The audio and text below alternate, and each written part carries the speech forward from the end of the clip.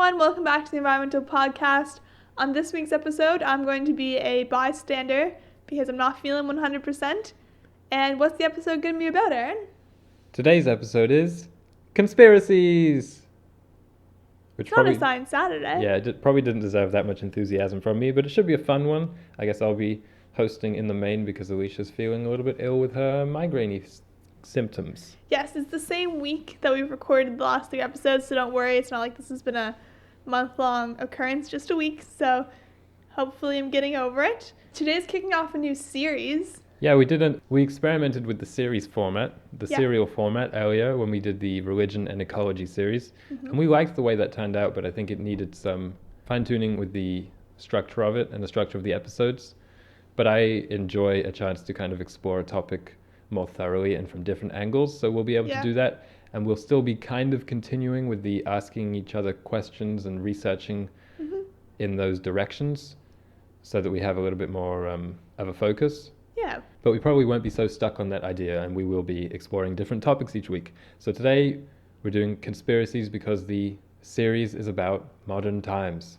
Yeah, so we're going to be looking at a few of our areas of interest. So I think it's going to, we're not exactly sure the other topics, but politics, education, internet, but all from a lens of modernity. So we're not going to be talking about like the history and the future of these things, just like the current state of them, how they are a symptom of the times. Yeah, I think this is really kind of the core of the podcast. So hopefully we'll be able to say something at least somewhat insightful.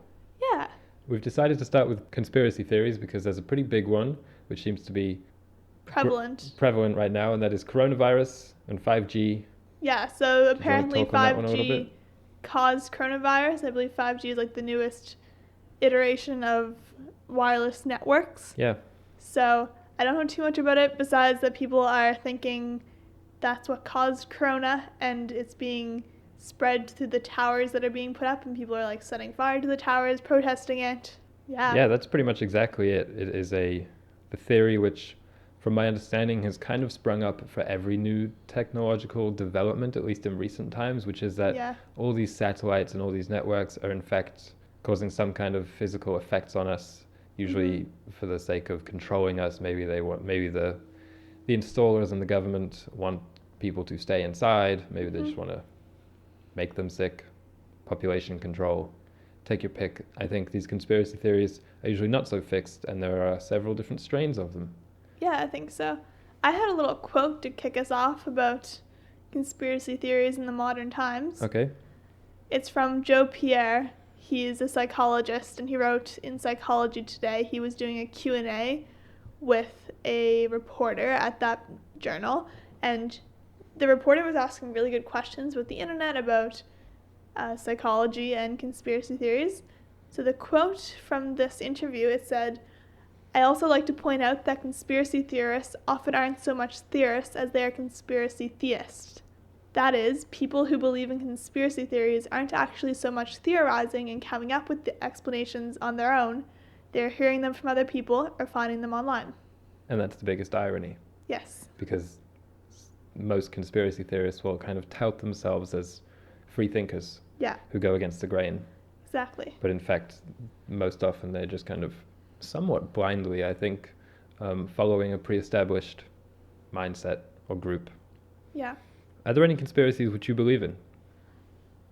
There's like shades of different conspiracy theories that I believe in. Like the moon landing, it's not like I'm like, oh, the moon landing never happened, like we never went on the moon. But there's some elements of it, like I was thinking about it today a little bit. I kind of wondered maybe the photos were taken in a studio. They actually went to the moon, but like they didn't have the technology to take the photos on the moon, so they partnered up with Kubrick and like made a live stream. I don't know. I don't think like there's not much behind that, but I was just kind of like, there's like little elements of different conspiracy theories. We were saying that today, that there's different degrees of conspiracy thought. Yeah. Like most conspiracy theories, I will say or shall I say a lot of them, I think usually when I hear about it and I read about it, I say, that's interesting, there's something to that. And if that wasn't the case, the conspiracy theory simply wouldn't exist. Exactly. In most cases. Let's stress that. Of course. So you have to really look at them case by case. Just for this episode, when we were thinking about structuring it, actually, we had the idea and we tried to kind of group them based on different maybe psychological underpinnings or different manifestations which they may have. So maybe these conspiracies involve government, and these conspiracies involve celebrities, and these conspiracies involve health or whatever, but it's really hard to do that because when you look at the roots of them, they're usually similar roots of anti-intellectualism or racism or something like that. Yeah. That's usually not, I think, the theory all the way through. That's just when you kind of take it as far as you can take it. Yeah. For instance, most of the conspiracies which we'll be talking about today, unfortunately, the most extreme kind of devout believers in them take it to a place of racism or anti-Semitism a lot, but whereas you or I might look at them and say, yeah, there might be something to that, but anything beyond our kind of initial curiosity, we say it just immediate nonsense. And a lot of the times I think it's bigots or just anti-Semites who kind of hop onto these things and use it as an excuse. Yeah, that so makes sense. It's kind of important to start with that, maybe. I think so. So I'm glad we started with that. Me as well.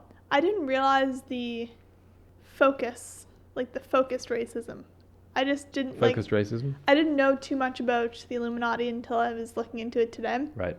Well, I knew a bit about it because I had a kick in high school where I was like really interested in it, but I didn't realize it was so... Alicia's conspiracy kick in high school. No, that's a whole other story. Okay. I didn't realize it was so anti-Semitic until I... What, the Illuminati idea? Yeah, the idea. Well, yeah, they're often interchangeable. It's either a group of people who are high-ranking elites who kind of hide behind the scenes and pull the strings, and they just so happen to be Jewish in a lot of these kind of conspiracies. Yeah. And that has a historical basis of stereotyping and stuff like that. But that's actually an interesting place to begin, because we were talking about this today, this idea that there's a group of mysterious elite humans, individuals, corporations, and families who, or as the case may be, lizards.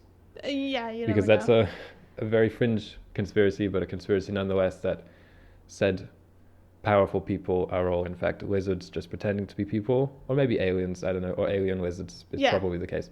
But that these people are pulling the strings, and that the kind of hapless masses are just following some... It's that nothing's predetermined, isn't it? Like everything has a cause and a plan. Yeah, a plan is the right word. Everything we're just kind of following this chosen path which the leaders have set out for us. Yeah. And we have no agency really within the system, or all our agency is removed rather. Yeah. And we were saying that the reason most people believe this, and the reason this is at the root of most conspiracies, and I think even people who aren't conspiracy theorists believe this to some degree, is because it's just so much scarier to think the alternative, which is that there is no group pulling the strings, and it is just these kind of the same hapless masses choosing their own path. Yeah. Which is, I think, a little bit of what I believe, and it's much scarier to think that actually. Yeah. It's much easier and much clearer to think that there's just these villains behind the curtains, like in The Wizard of Oz. Yeah. I was looking, when I was reading about the psychology of conspiracy theories, the guy who was being interviewed, he said it's not like there's no psychological condition or personality even that predisposes you to believing in these. It's pretty much everyone believes in them to some extent. Yeah. Because no one wants to be so pessimistic that people are so evil, or exactly. So they're like, oh no, it's not, it's all being planned. To an extent, everyone believes in it. Or like when there's a really tragic event, people immediately kind of jump to... It wasn't real. Yeah, it wasn't real. Or it was staged. Yeah. Of course. Sometimes that's, shall we say, that's always going to be the case. Probably, it's how people cope. It's probably just through like, history. The most recent big example being 9/11, which I think kind of sparked a rise in conspiracy thinking, alongside the internet providing places for these people to kind of discuss in communities. Yeah. With every new technological or like telecommunications evolution, there's been a rise in conspiracy theories, or like the prevalence of those has increased. So, like when there was newspaper, everyone was like, oh no, these stories aren't true, and then TV, and then the internet, and it just kept growing, becoming more prevalent, more kind of crazy or like out there. That's a good point. Yeah. Well, you could say maybe it's gotten more crazy as the media itself has become more prevalent. Yeah. I think that's a key thing to it as well, is the transmission of the, shall we say, mainstream or accepted information. Because the conspiracies really are a rebellion against that itself. Yeah. Which is why the kind of favorite term of said theories usually is mainstream media. Mainstream media would never tell you this, you know? Everyone else is just kind of a sheep who consumes what the mainstream media tells them to and thinks the way the mainstream media tells them to think. And this was a big political feature in American politics right now, and probably all over the world. I know in Canada as well. Yeah. Why do we think this is? Well, firstly, do we think there's any truth in it? Is it just the mainstream media corrupting people and framing their worldview in a way which is beneficial to them? I don't think that's, well, like there's always been confirmation bias. So like if you're reading, there's like newspapers and they're basically trying, like every newspaper outlet had a bias based on where their funding's from, based on the story they want to tell. But it's so easy to get siloed, and like you go onto the internet and you look up a theory and it's just confirmed everything that you read. So I feel like, I don't think it's the media's intention is to sway everyone in one way or like hide stuff from them, but it's just people are not used to having so much access to it maybe, and like having so much different sources, you mean? Yeah. Whereas before we just had one newspaper or a couple of newspapers telling us the same thing. Yeah. I mean, that's true. I kind of disagree. I do think most mainstream media outlets do tell people, do hide things and deliberately they have highlight certain things as well. But I think that's always been the case. I think it's, honestly, it's just kind of like, media's telling us what to think, what's new. And I think it's kind of corresponded with the pushback against that has kind of corresponded with I think it's in the education system. People don't really know how to think critically anymore or read critically. So they just say, so they kind of treat it as a revelation, like, oh man, CNN only shows me news like this, or Fox only shows me news like this. And the rest of us are just kind of thinking, yeah, obviously. But we can look at those headlines and those articles and hopefully remove the bias, read it critically and extract the truth from it. Yeah. But the thing is, like, when you say that, it sounds like you're a conspiracy theorist. You're like, oh no, I can see the truth. I can see through the bias. But like, that's not what you mean. You just mean you need to read critically. Yeah. Yeah. And I feel that's just a skill. It needs to be more. It's just ironic that I think the people who most tout themselves as the most critical thinkers are often just the most susceptible to groupthink, maybe. Yeah. But the reason I say that about the media is because those facts that it's all owned by like a few families or the same corporations and things like that. And I think that's very shady. Yeah. But I would never go as far to say that all mainstream media is fake news or things like that. No, that they're hiding like really significant facts from us. I don't think that's true. I think they just frame things. I'm sure some things are kind of kept under wraps, but I'm slightly conspiratorial when it comes to governments and celebrities and things like that. Yeah.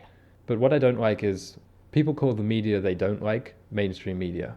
Like people who really consume Fox News and things like that will just call CNN or everything slightly left-leaning mainstream, when in fact Fox News is like the most viewed news network in America. Yeah. But no one wants to think that their news is mainstream, because then by extension they are mainstream, their thoughts are mainstream, and that's kind of the absolute worst label that one can have in the modern world. Everyone wants to be a hipster. Yeah. You can't really be mainstream. That's a no-go, because then you're a sheep, or one of the most kind of interesting and telling words which I saw gaining traction in politics over the last few years, just kind of used as an insult, was NPC. What does that stand for? It means it comes from video games. No surprise, because, well, let's look at that overlap. Because a lot of the people who are kind of usually more right-leaning, young men online and slinging political insults probably play video games. Yeah. It seems like a safe bet. It means non-playable character.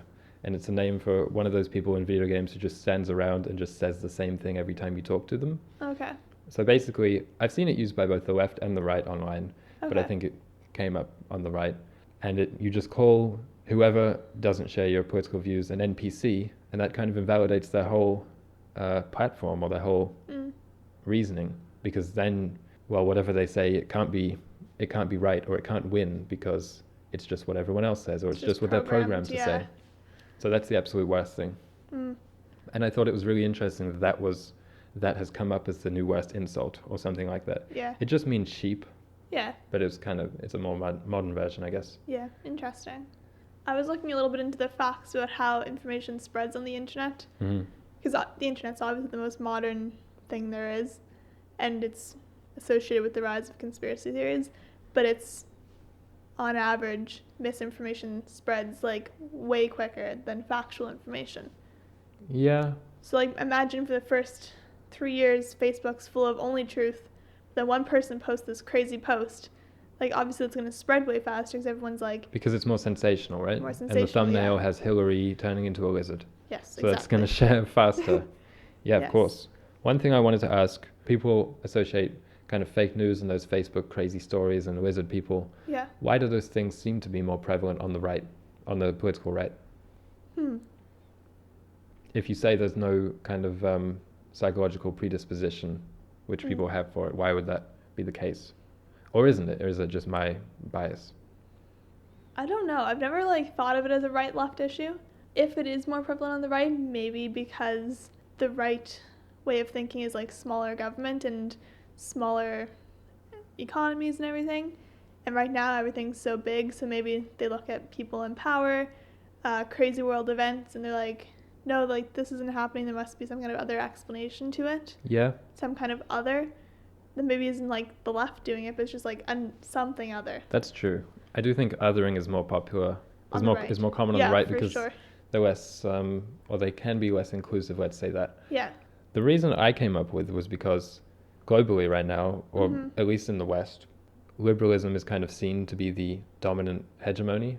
Yeah. Or it is, and it's definitely seen to be, which is more important. So whatever's kind of the dominant way of thinking, and people always say mainstream media is leftist, and leftist ideals are kind of held up as acceptable and correct. That's another conversation. But so conspiracies form as a rebellion against that. Yeah. Whereas if we lived in kind of a ultra far right conservative government and that was the norm, I'm sure most conspiracies would be left leaning. Yeah, that makes a lot of sense. Because it's about going against the grain, right? It's just about, And everyone kind of wants to see themselves as a warrior against whatever it may be. Yeah. Shall we go through some other conspiracy theories? Yeah, sure. Aliens. Yes or no? I don't know. You don't know? No, I don't know about aliens. Have aliens ever visited Earth? You have to give a definitive answer. What do you think? No. I probably lean no. Yeah. But I think things like that are harmless and kind of fun to talk about. Yeah. It's when it extends into politics and especially into ethics. Yeah. That it's like, no, stop thinking like that. But if you're just indulging in it in a kind of fantastical way, like aliens, I say go for it. Or we've talked about pyramid conspiracies before on the show. Yeah. I think that's fine to talk about. It's a mix of fantasy thinking and kind of a little bit of scientific curiosity. Yeah, we watched that documentary on the pyramids and how they were generating electricity and stuff, and it's just fun. Like, it's so long ago, it's so far-fetched that it's just, I don't think it's harmful unless it is brought into the modern times and you're thinking, no, those people in power are aliens or whatever. Okay, next one. Climate change is a hoax. I really want to hear your thoughts on this one because I've been unsure about what you're going to say. You think you don't know which side I'm on. Yeah. Yeah.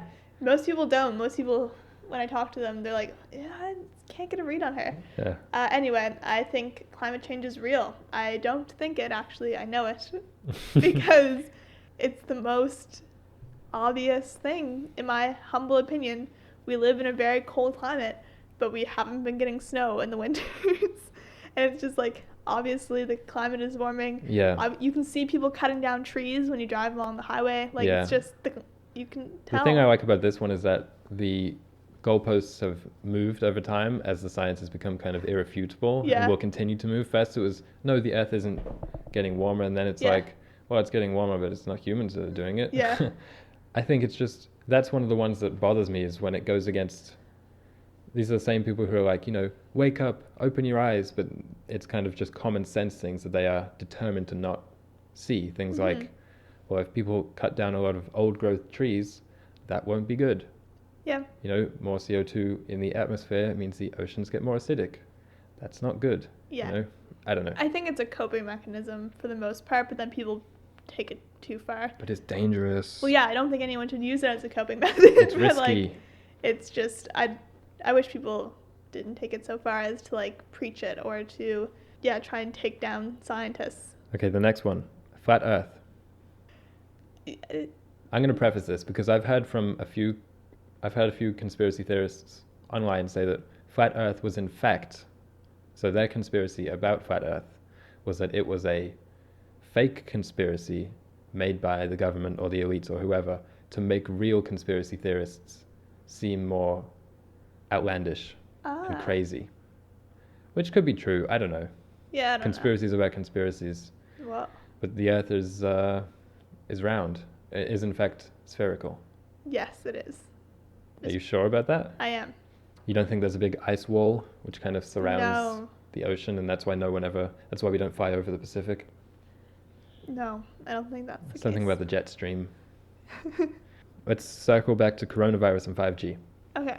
I think we were talking about how internet and networks are like changing people's mental state? Yeah. Of course. Like it has a bad impact having big on effects. mental health.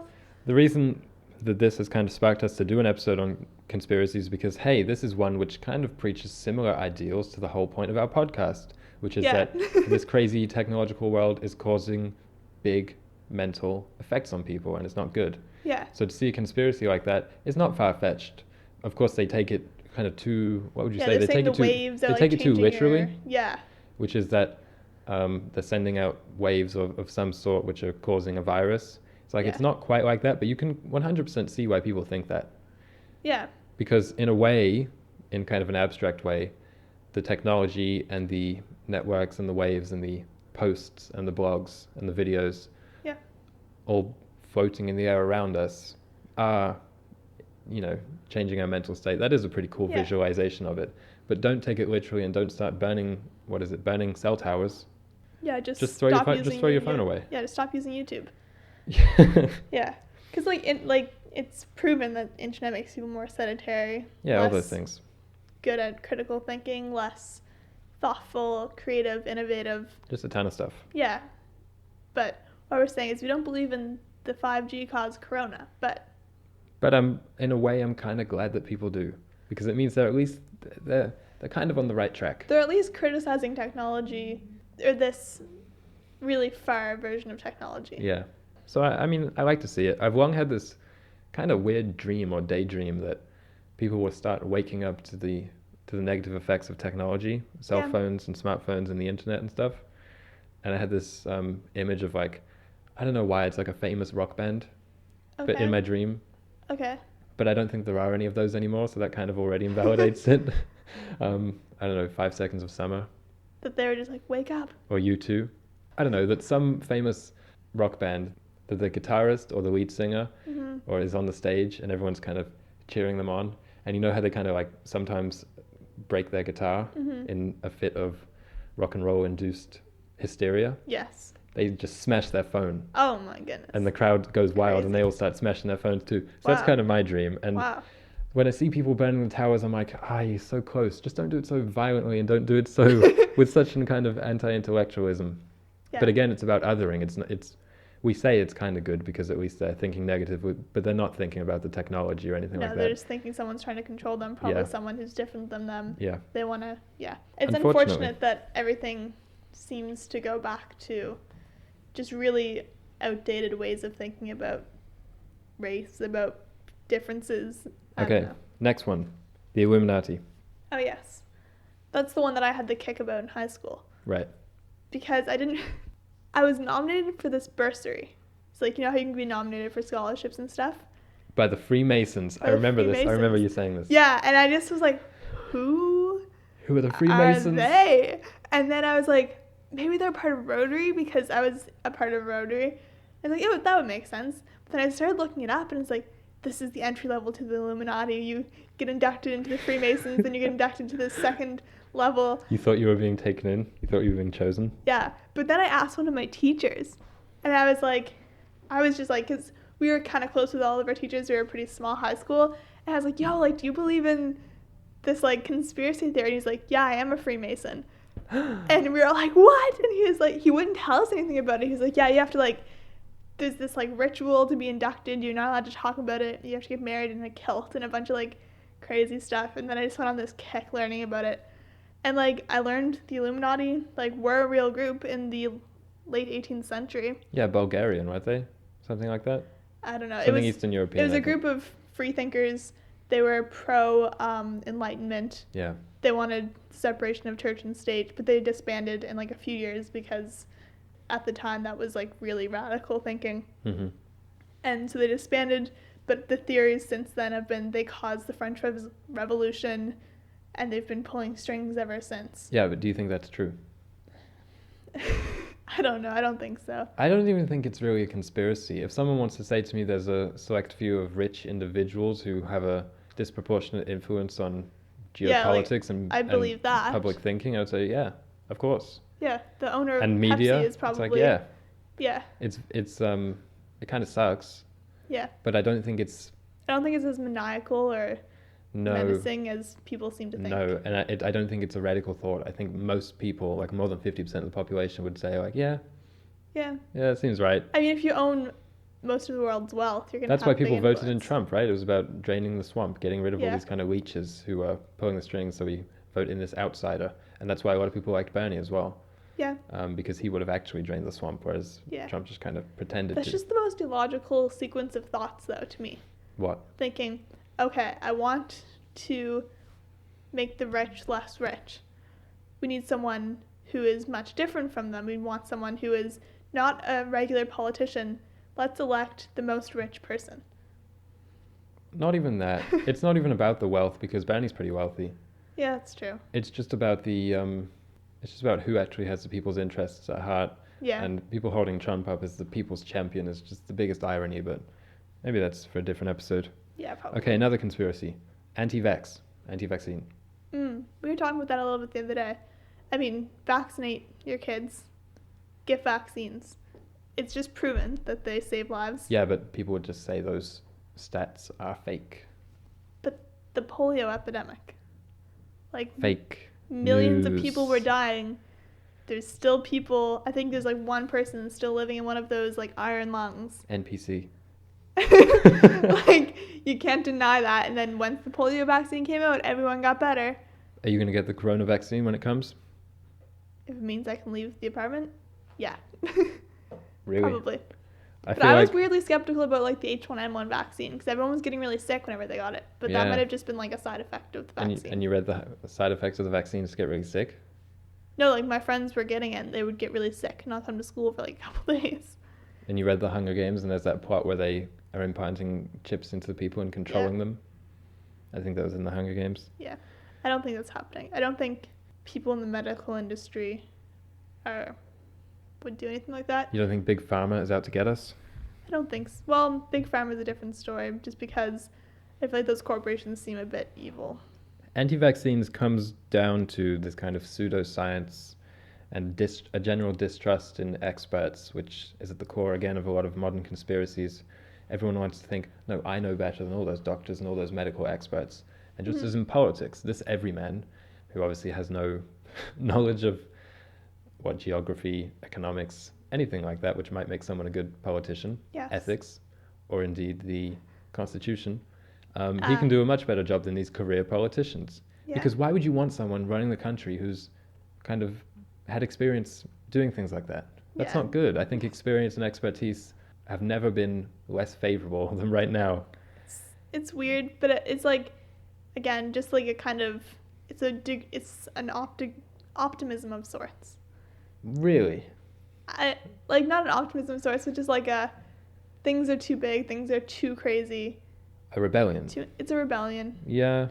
I don't condone it. I don't think. So instead of all spreading misinformation is good, especially when it's threatening people, kids' health. Yeah, especially when it's coming from your president himself, because as we record this, this is just the day after Trump has called for UV treatment of corona and also injecting disinfectant. Yeah. I just don't... You said that to me. And I didn't believe you. I think it's peaked. I think like anti-intellectualism in the US has peaked. But I'm really loath to say that because I've thought it a few times before and it just keeps getting worse. But that's so dangerous. I don't see how someone like that... I feel like there should be something in place in their political system that if the president is putting lives in danger by spreading such false information. Yeah, there should be some kind of impeachment process. Maybe not impeached, but maybe just you have to go to your room for the next 4 months. Yeah, I think you can still tweet from there. We're going to cut off your internet, take away your phone. You're only allowed to read books. Maybe give him some dictionaries, some medical journals, I don't know. So, home medicine's kind of this alternative spirituality and alternative healing that usually involves crystals or stones or tea or yoga or whatever it may be, in place of genuine vaccines, medicine, and treatment.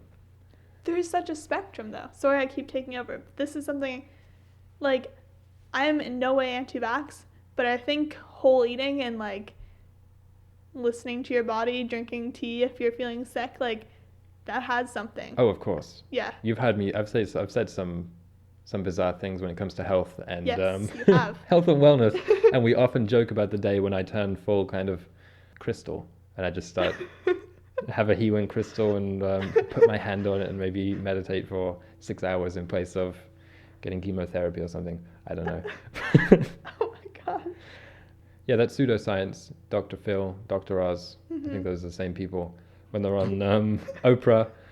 Sorry, you can go. That's definitely been helped along by the internet. Yeah. In fact, immensely, because again, people can just find communities and they can find, if I want to find a leaf which will heal my lack of sleep, I can just go and buy that leaf instead of maybe doing other things which might help me sleep, like not being on my phone so late at night or not eating chips right before bed or whatever it may be. Yeah. But yeah, I think there's a degree of like mixing. Because, like, I feel like we've gotten so far. I know in the States it's, like, really crazy. People are just prescribed a ton of medicine for, like, high blood pressure. Then they need pills for sleeping. Then they need depression. Like, it's a really... So you're saying the anti-vax movement is, in part, at least in part, a response to that? Yeah. 100%. Yeah, but I don't think that's good medicine. No. I think good medicine is saying you need to exercise, you need to eat well. If you are having really severe migraines, despite doing all those things, then, like... here's medication for it. Yeah, the anti-vax movement is in part a response to that and a kind of a push for clean living and all that stuff, which is genuine and we're big proponents of that. But it's also, again, just another manifestation of the government is trying to control us through these vaccines. Yeah. Which is because probably trust in the government has maybe never been lower, or at least, I don't know, that's how it seems. Yeah. No one trusts the government. No one trusts the government today. No. So if you're getting kind of a prescribed mandatory population-wide vaccine from them, people are going to be a little bit distrustful of that. Of course, I don't really know what to say about that. It's a rough one. Yeah. We were talking earlier this year about milk. Milk. Oh, right, dairy. I forgot to say that. I forgot to list that in my Because I feel like on a smaller scale, I'm a bit of an anti-milker. You're an anti-milker? Yeah. Damn. Because it's like... you don't see commercials for eat your greens. You don't see commercials for drink your water. Yeah. But you see commercials for drink your Canadian-made, locally milked milk. You locally milked milk and also your eggs. Milk and eggs and meat. Those are all big things. Yeah, and when there's commercials for them. And those stickers are at pretty much every vendor. It's like, I think what tipped me over the edge and made me a bit of an anti-milker was when we went to the movie theaters a few months ago and I was getting popcorn, and there's that big sticker which says, "Don't forget to get your Canadian butter." Yeah. And I was like, what is this? They're controlling us! That's more just it's kind of fun, but it's also like milk is great for kids because it has all the nutrients and stuff in them, but I feel like it makes us so sluggish. It always makes me sick, break out, and I'm just kind of like, it's just kind of funny to think of. So but go one step further. It's like, why would the milk makers or the government want that? You're saying they want everyone to have acne? I don't know. I think they want people be a little slower, a little less aware, and just a little bit more kind of happy with their milk and cookies. Yeah. That sounds so... Yeah, I know. I'm not like set on this, haven't put much thought into it. It's just kind of funny. But again, there are different levels to these conspiracies, right? We can say, there seems like there's something a little bit fishy with milk. Yeah. We don't say like, it's the Illuminati. No, or it's the government trying to control us and keep us all like there's something in the milk. I do, but yeah. I don't think there's anything in the milk. I think it's just milk. My question is this. No, okay, let's move on. Because the next one is kind of similar to anti-vaccines. Okay. Chemtrails. Chemtrails. What's that?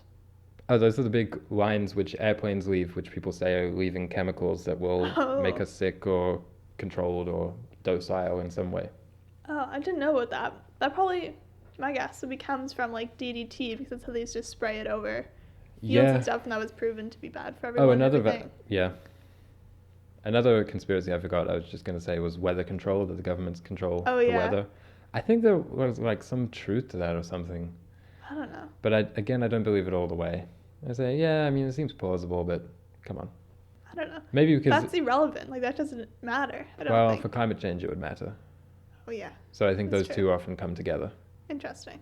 I think when I was looking for one of my classes, one of the final projects was, for one of my environmental classes, the final question was something like, look into a method of biogeoengineering, which is man-made alteration of kind of natural processes. Okay. In this case, it was obviously as a mitigation for climate change, and lists some potential positive and negative effects. And one example that I found, which is often touted as one of the best possible solutions, was that they were going to somehow put a big amount of sulfur up into the high atmosphere, I think up into the stratosphere, make things cooler because less sunlight would get through.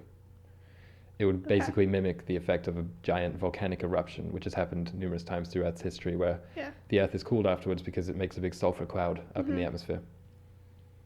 So that's kind of similar. I don't know, I just wanted to mention that and make myself sound smart. They can capture CO2 from the atmosphere as well, right? Yeah, I think... It's not super easy, but like... Yeah, if it was easy, I think everyone would be doing that. Well, yeah, the technology is coming along. That's what I always thought. I've never been anti-climate change or anything, but I used to be a lot more optimistic about it. I was like, well, they have that thing, they can capture the CO2 and then it'll be okay. They're not going to capture the CO2. We need to change our ways.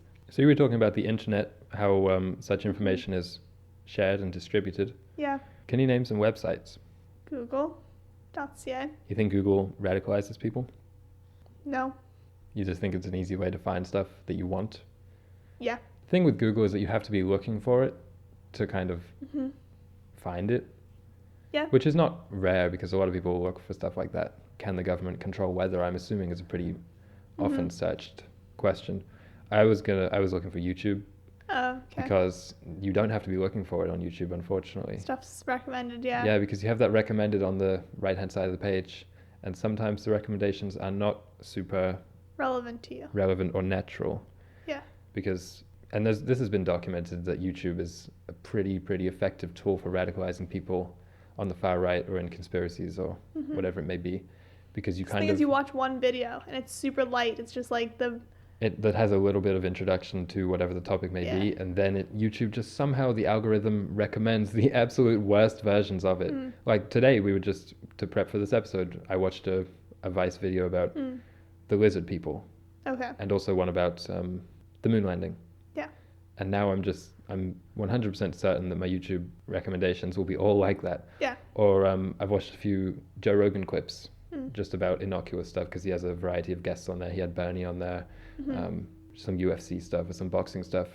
And then for like the weeks after, it was all just, my recommendations were all just like, Ben Shapiro pwns liberals and all this stuff. And I'm like, why is this? Because, well, I don't know why. But I think the algorithm definitely... Even if it's not intentional, it's dangerous, I think. No, it's not intentional on YouTube's part. No.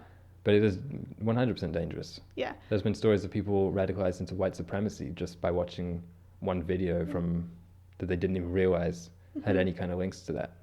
Yeah, I watched a video from the BA test kitchen. It was Claire making gourmet Reese's peanut butter cups, and now I'm a baker. So that's true. Watch that space. Because your feed was just full of baking recommendations, and now you just can't stop making biscotti bread. Biscotti bread, yeah. Cookies and store-bought muffins. That's kind of your favorites. My mix. Sorry for derailing the conversation. What about Amazon? What about Amazon? What do you think it does to us?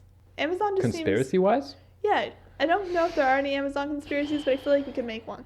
Make one on air? That would be a good exercise for us. Make a conspiracy. Yeah. I mean, it wouldn't be difficult because, as we were saying earlier, off air when we were trying to come up with a definition for conspiracies, the one we decided on was just, there is a conspiracy for everything that happens. Yeah. And the conspiracy is that it didn't happen like that.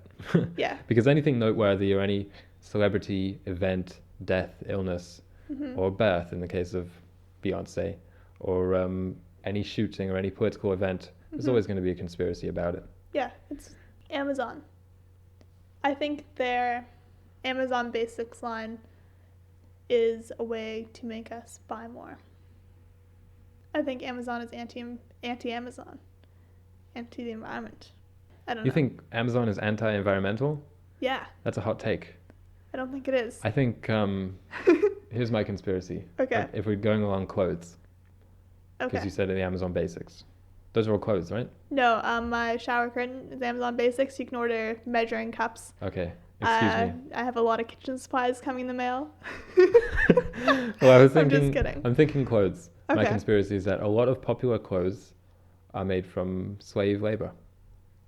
I don't think that's a conspiracy either. Exactly. So there's just some things which people think are conspiracies but are not conspiracies. Yeah. And you can very much imagine, and I've seen people say like, open your eyes, people, your clothes are all made from slaves. And it's like, well, the unfortunate thing is everyone knows that. Yeah. And what's even scarier is that still no one cares that much. Yeah, or most people don't care that much. Choices to buy ethically. Because it's very difficult to.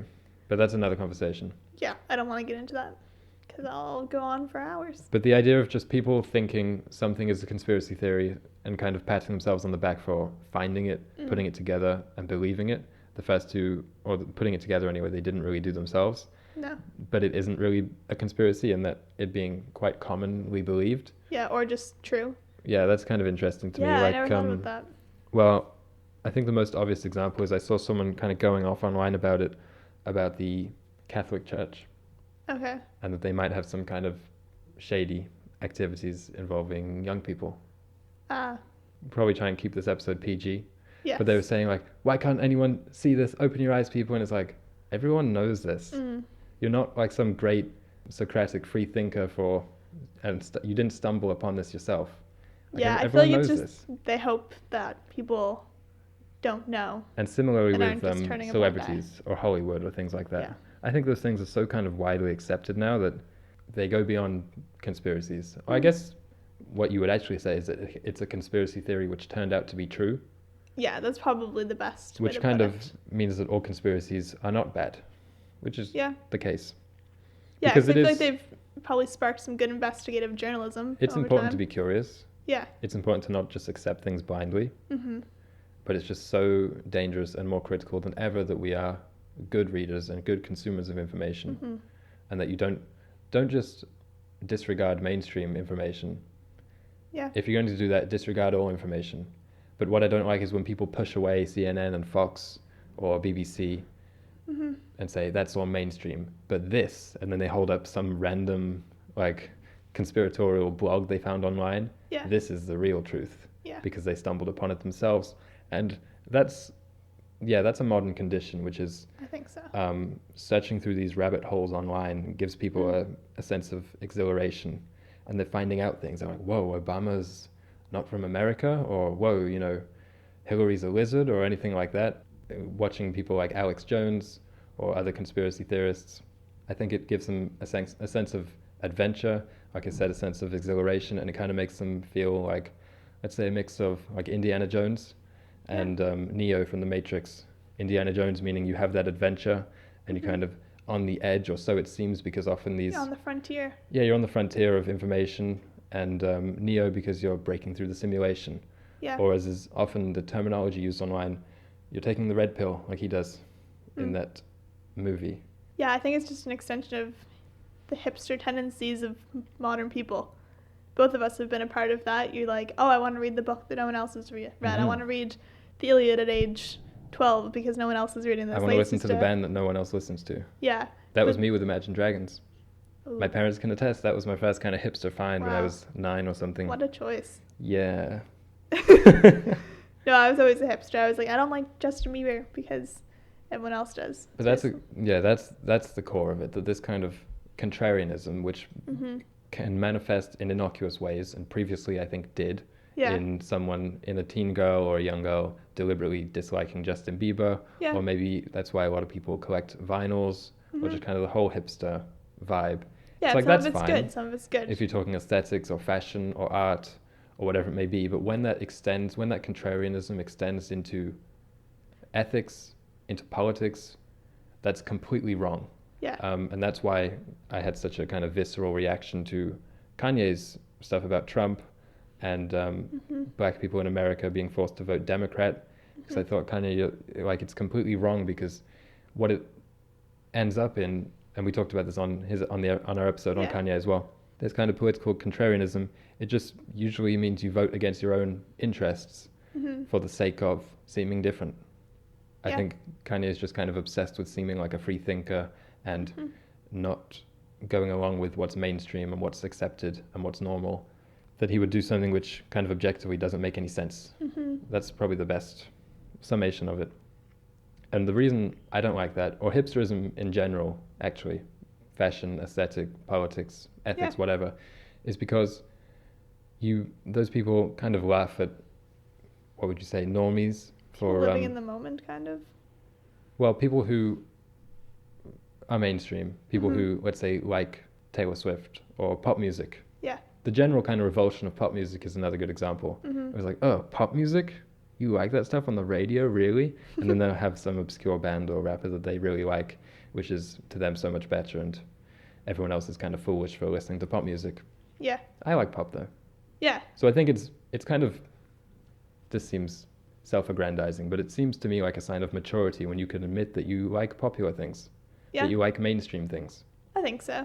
It seems like kind of an adolescent holdover to always be saying, I don't like that popular thing, I won't vote Democrat, or whatever it may be. Yeah. Yeah, the reason I don't like it is because while those people kind of laugh at mainstream followers and deliberately choose the other way, they're still letting public opinion decide their own. Yeah. It's just that instead of going with it, they're always going against it.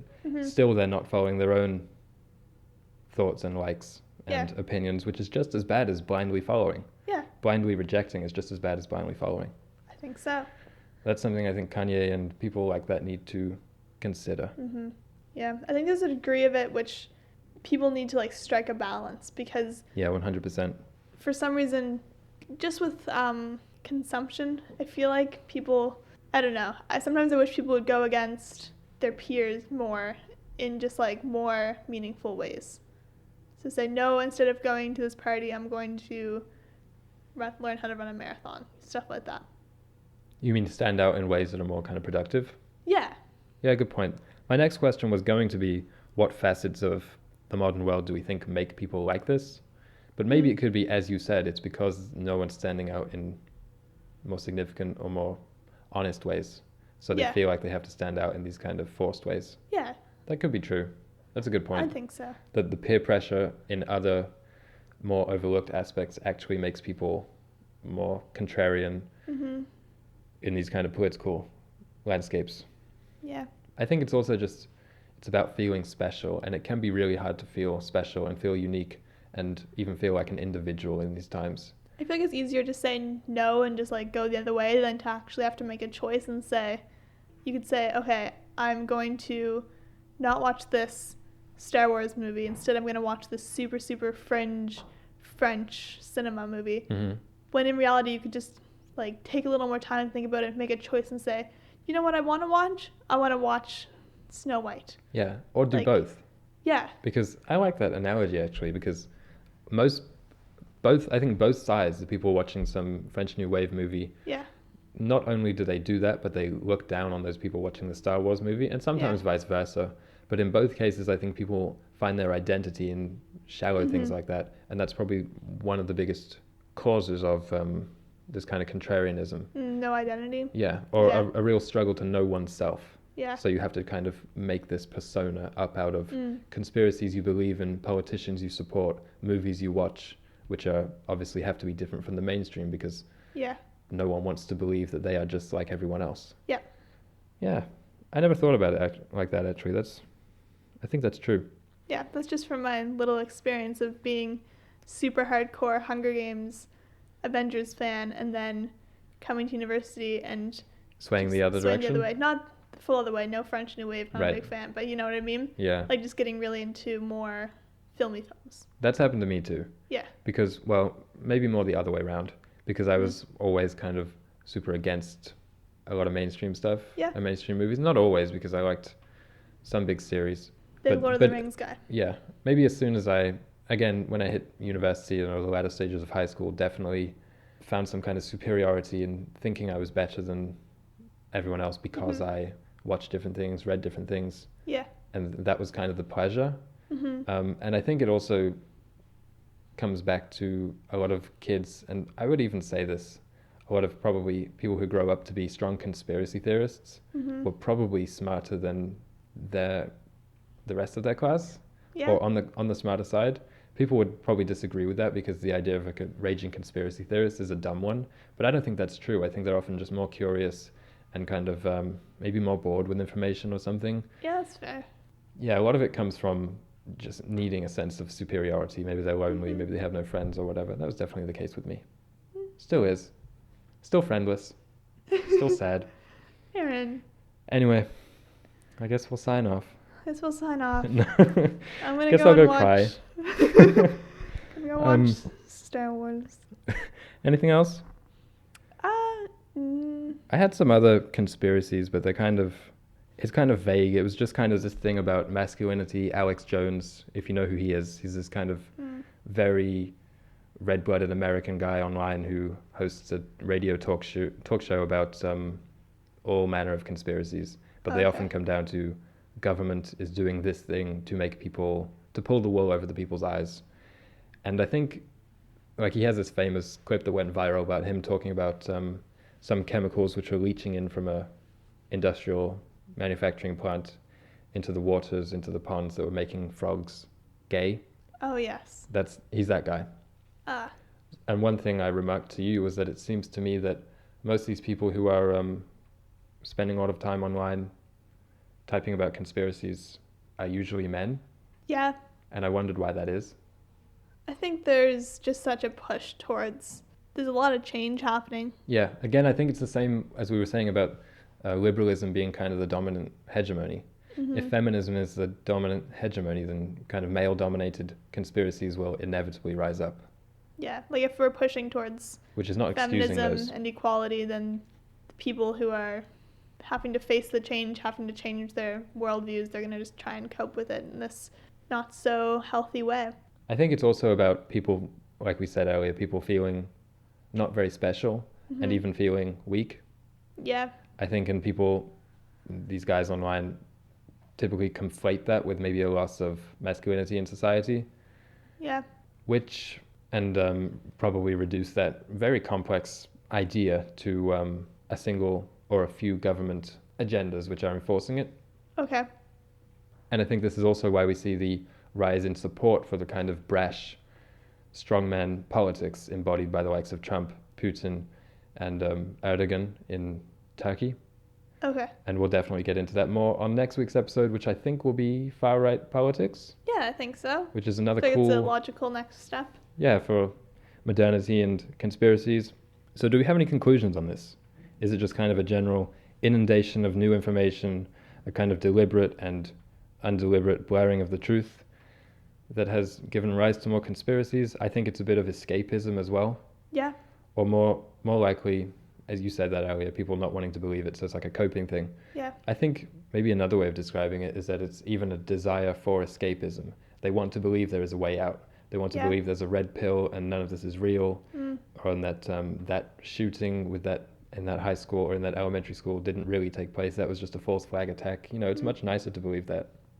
Yeah, because especially with the internet, you're inundated with so much information. You can confirm these suspicions, because if you look it up, there'll be a random blog post that confirms your thoughts, and so it just kind of enables this type of thinking. Yeah, there's a lot of talk of programming and kind of matrix style illusions.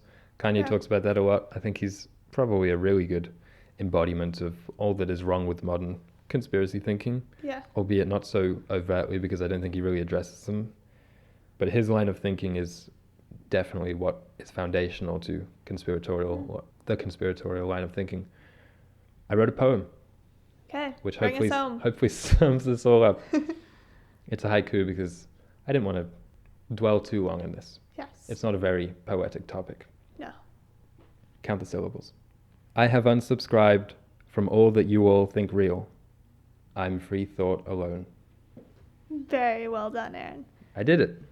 575, baby.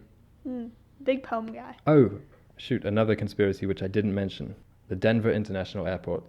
That's for another day. Look that one up, guys, because we kind of believe it. It's a little creepy. Look up the Denver International Airport. The Freemasons built it. Yeah. So watch that space. I hope everyone is having a great week. It is summer almost, so there's some joy to be found in these corona times.